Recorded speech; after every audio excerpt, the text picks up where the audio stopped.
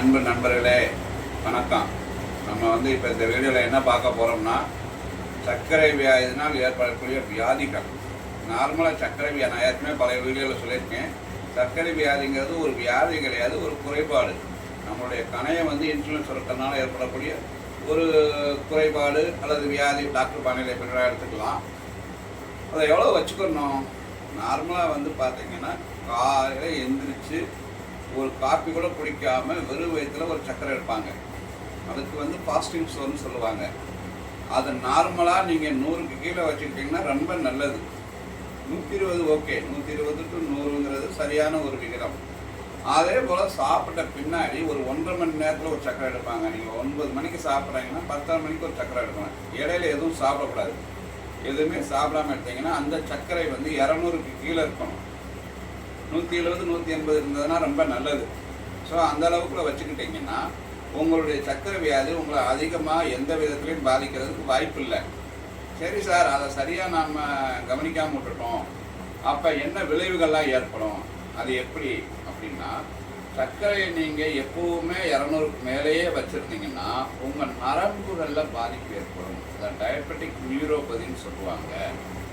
நரம்புகள் சுருங்கி இரத்த ஓட்டம் செல்வது சிறிது குறையும். இன்னும் உங்கள் பாணியில் சொல்கிறதா இருந்தால், நம்ம வீட்டில் குழாய் வச்சுருக்கோம். அந்த குழாய்க்குள்ளே சிறிய அடைப்பு ஏற்படுது.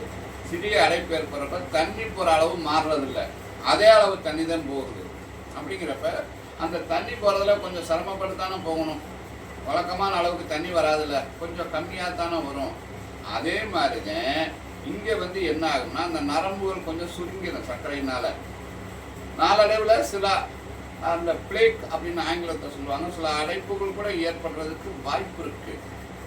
ஸோ அந்த மாதிரி ஏற்படுறதுனால தான் உங்களுக்கு சிறுநீரக செயலிழப்பு, ஹார்ட் அட்டாக், அதே போல் பக்கவாதம். இன்னமும் சொல்லப்போனால் காலை சில பேருக்கு துண்டிச்சு எடுக்கிறாங்க.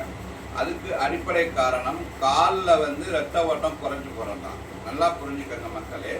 உங்கள் இரத்த நாளங்களில் இரத்த ஓட்டம் மிகச்சரியாக இருந்தால் உங்களுக்கு எந்த வியாதியும் வராது. அதுதான் அடிப்படையான ஒரு விஷயம்.